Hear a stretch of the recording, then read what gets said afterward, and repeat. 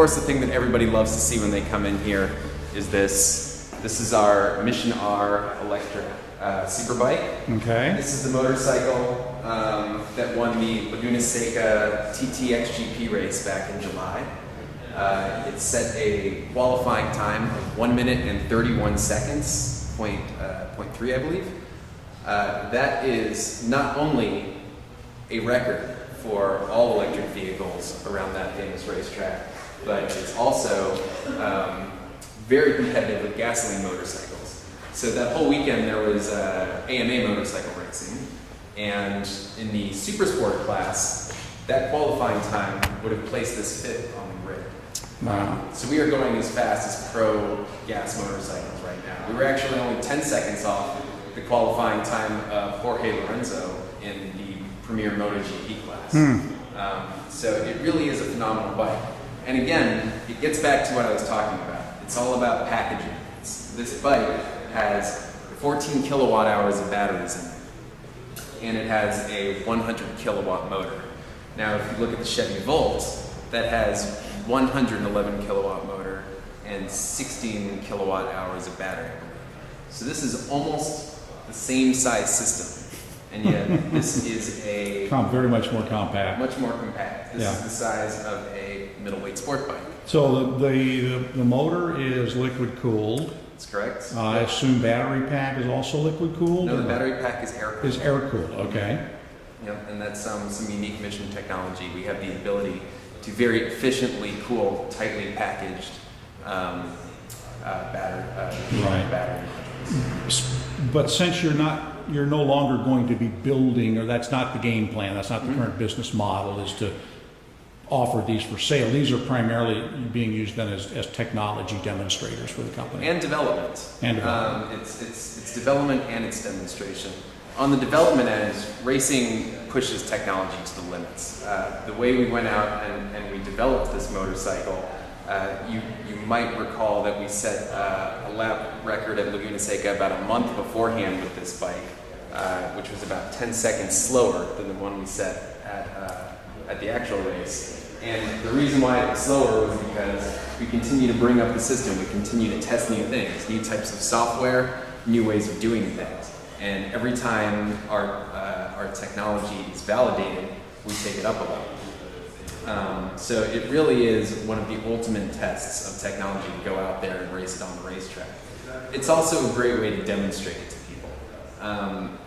It's one thing to show battery modules into state C rates and to state kilowatt hours and all those other things, but if you can't see it in a cohesive package like this, it's really this makes it much easier to understand. Well, why don't you sort of show us some of the things that are sort of unique here? I know if you come around to the front, we can see the motor and looks like probably the gearbox. And absolutely. So this is a completely ground up new vehicle. What you have here is the 100 kilowatt electric motor. It's a single gear, single speed, but there's a 3-gear reduction in here so that you don't have a huge pizza plate size here in the back. Right. In here, in this carbon box, is where you have the 14 kilowatt hours of battery. Okay. Sitting on top of it, right about in here, is the battery management system. Battery management system, okay. And we're monitoring all the cells in this vehicle in real time. We have wireless capabilities to be able to analyze what's going on in each of those cells, understanding if we're having any overheating, any imbalancing, any of those kind of things. Right. We never do, but it's always good to monitor these things. It's barely visible here, a kind of front bulkhead, and then the trellis frame that goes back to the motor essentially makes this a semi-stressed member. So it's a very, very clever package to say, this is an electric vehicle. We don't necessarily have to do things like a regular gas vehicle. Other interesting things on this particular one, we don't have this switched on right now, but you'll notice the dashboard is actually a Samsung Galaxy tablet running Android OS. Oh, okay. So this gives us the ability to create all sorts of visualizations. So if you're racing, there's a certain set of information that you want to know. Right. If you're doing testing on, say, new battery cells or things like that, there's another set of information that you want to know. If you're a consumer, if you're a fleet manager, any of these things, there's a different set of information that you might want to know. So we have sensors all over the bike. We're monitoring all sorts of things, Right. and you can get that information in a way that's useful to you through this system. Another interesting thing, actually right here, you'll notice. That's where the driver bolts on. That's where the driver. That's where we just bolt Steve on and send him out. Now, actually, this is to swap batteries. Oh, okay. So this is hot swap capable. There's a couple bolts and a few plugs on the sides. Okay. But you undo those, and then you just we have engine hoist that's retrofitted, okay. and you literally So just put it in here. which is a good question. What's the battery weigh then at 14 kilowatts? I believe the battery weighs a little bit over 200 pounds. 200 pounds. Okay. So the whole bike together weighs about Weighs about 550 pounds. About 550 pounds, okay. Which is the limit for the TTXGP class. Oh, okay. Interesting thing, actually, most racers are used to trying to get their bike as light as possible. Right. But strategically, for electric motorcycle racing, you want it to be as heavy as possible. You want to load it up with batteries to have the energy to go the distance. The key thing is creating a chassis that's very well balanced in spite of that. So even though this bike weighs 550 pounds, it's only the size of a middleweight sport bike, as I said, and it also has all of the characteristics of that kind of motorcycle. It can lean to a full 55 degrees in a corner, similar to any AMA motorcycle, and it's just a very well balanced and really beautiful motorcycle to ride, actually. All right.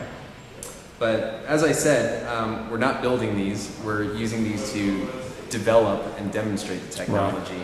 But what's great is the technology that you see in this vehicle is going to be applied to vehicles of all type for production applications. Yeah.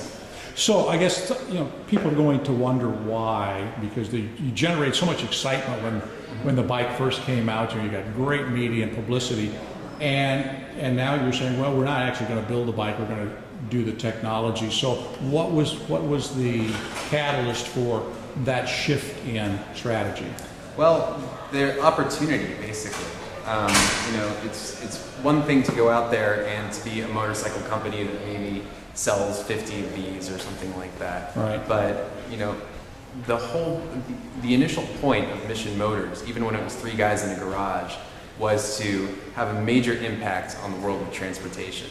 And initially, the goal was just to change perceptions. So if you have a motorcycle, and back in 2009 when we went out and set the land speed record at Bonneville of 150 miles an hour, people started paying attention. People started saying electric vehicle technology could be real. What we have now with the technology that we developed from vehicles such as this is the opportunity to have a much bigger impact, to work with companies that are much better suited to getting tens of thousands, hundreds of thousands of vehicles out there. And for the people that come to work with this company every day, whether they're gearheads like me, whether they are really focused on environmentally making the world a better place, or whether it's the technology challenge, the people that we've had come to this company from Apple and from Google, because coding something like this is a truly phenomenal experience. Those are the kind of impacts that people want to have. Yeah. Very good. So where's the company? I mean, when do we start seeing some of this? Obviously, you mentioned you got the hybrid thing over here. When do we start seeing, do you think, some of the your development work, the battery packs and controllers and things like that start to make it out into the marketplace? All I can say at this point is it's not going to be very long. Unfortunately, the nature of the industry is we can't talk about who our clients are, although we have several of them. But it won't be very long. Okay, very good. Anything else that we need to know about Mission? You should know that you can follow us on the web at ridemission.com or on Twitter at Mission Motors, and you can like us on Facebook at Mission Motors, and you can follow where this bike will be doing exciting things next. You can learn a little bit more about our technology, and you can see where people from the company are speaking, and just generally keep in touch with us. All right, good. David, thank you for taking the time. Thank you for coming out.